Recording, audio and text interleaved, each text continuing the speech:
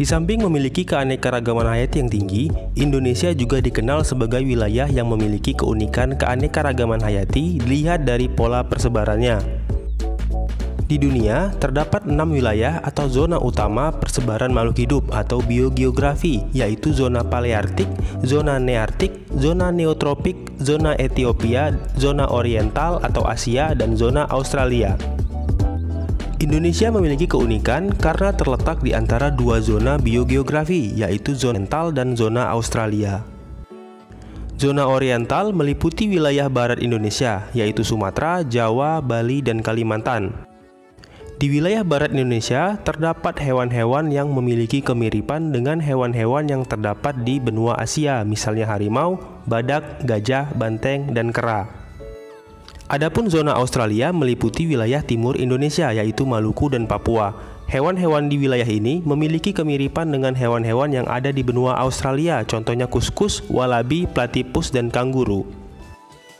Pembagian fauna menjadi dua kelompok tersebut didasarkan pada adanya paparan Sunda dan paparan Sahul. Di antara paparan Sunda dan paparan Sahul dapat ditarik garis pemisah yang dinamakan garis Wallace. Garis Wallace merupakan garis hayal yang ditemukan oleh seorang naturalis Inggris bernama Alfred Russel Wallace. Pada tahun 1863, ia menemukan garis Wallace setelah ia menyadari adanya perbedaan antara fauna bagian barat dan fauna bagian timur. Garis ini membelah Selat Makassar menuju ke selatan hingga ke Selat Lombok. Jadi, garis Wallace memisahkan wilayah Oriental dengan wilayah Australia. Namun selanjutnya, pada tahun 1904, seorang zoologis dari Jerman bernama Max Weber berpendapat bahwa hewan-hewan yang ada di Sulawesi tidak semuanya tergolong kelompok hewan Australia. Menurut Weber, di Sulawesi ada juga hewan-hewan yang memiliki sifat-sifat oriental, sehingga ia berkesimpulan bahwa hewan-hewan Sulawesi merupakan hewan peralihan. Selanjutnya, Weber membuat garis pembatas yang berada di sebelah timur Sulawesi memanjang ke utara menuju ke Pulauan Aru. Garis ini kemudian dikenal sebagai garis Weber. Sebagai bukti Sulawesi merupakan zona peralihan, contohnya adalah di Sulawesi terdapat oposum dari Australia dan kera makaka dari Oriental. Selain Sulawesi, Nusa Tenggara juga termasuk ke dalam zona peralihan. Hewan-hewan yang terdapat di zona peralihan antara lain babi rusa, kuskus, anoa, komodo, dan burung maleo. Dengan adanya garis Weber, Indonesia terbagi menjadi 3 zona pembagian fauna: Australia, Asia, dan peralihan. Fauna daerah oriental yang meliputi Sumatera, Jawa, dan Kalimantan, serta pulau-pulau di sekitarnya memiliki ciri-ciri sebagai berikut. Yang pertama, banyak spesies mamalia berukuran besar seperti badak, gajah, banteng, dan harimau.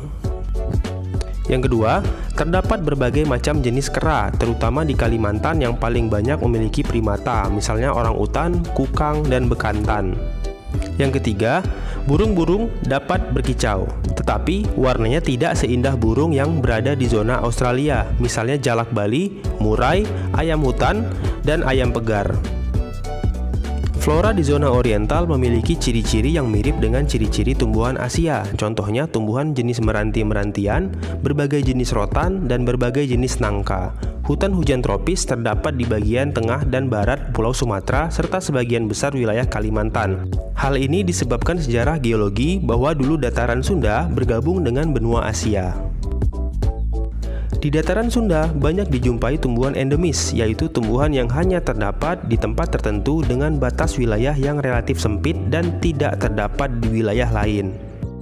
Contohnya adalah bunga Rafflesia arnoldi, hanya terdapat di perbatasan Bengkulu, Jambi, dan Sumatera Selatan, serta anggrek Tin Soeharto yang hanya tumbuh di Tapanuli Utara, Sumatera Utara.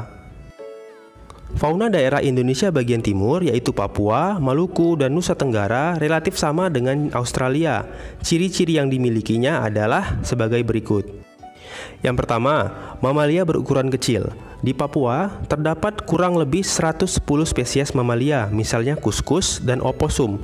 Di Papua juga terdapat 27 hewan pengerat atau rodensia, dan 17 diantaranya merupakan spesies endemis. Yang kedua adalah hewan berkantung. Di Papua banyak ditemukan hewan berkantung atau marsupialia, contohnya seperti kanguru. Ciri selanjutnya, tidak terdapat spesies kera. Spesies kera tidak ditemukan di daerah Australia, tetapi di Sulawesi ditemukan banyak hewan endemis, misalnya primata primitif Tarsius spectrum, musang, babi rusa, anoa, maleo, dan beberapa jenis kupu-kupu. Selanjutnya adalah jenis burung. Jenis burung berwarna indah dan beragam. Papua memiliki koleksi burung terbanyak dibandingkan pulau-pulau lain di Indonesia. Kira-kira 320 jenis dan setengah diantaranya merupakan spesies endemis, misalnya burung cendrawasih. Flora yang ada di zona Australia memiliki kemiripan dengan flora di benua Australia. Hutan-hutan di Papua dan pulau-pulau kecil yang ada di sekitarnya memiliki corak hutan hujan tropis tipe Australia Utara dengan ciri-ciri sangat lebat dan selalu hijau sepanjang tahun. Beberapa jenis kayu yang punya nilai ekonomis tinggi tumbuh dengan baik, seperti kayu besi, cemara, eben hitam, kenari hitam, dan kayu merbau.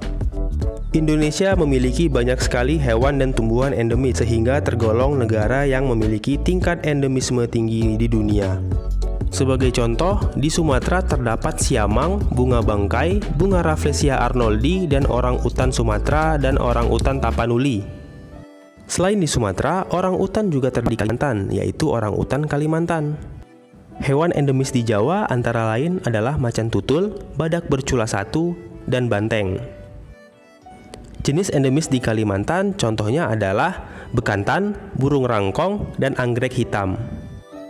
Anoa, babi rusa, burung maleo, dan kayu eboni merupakan beberapa contoh jenis endemis di Pulau Sulawesi. Di wilayah Nusa Tenggara terdapat kayu cendana dan di Pulau Komodo terdapat komodo. Adapun di Papua terdapat tanaman matoa, sagu, dan burung cendrawasih.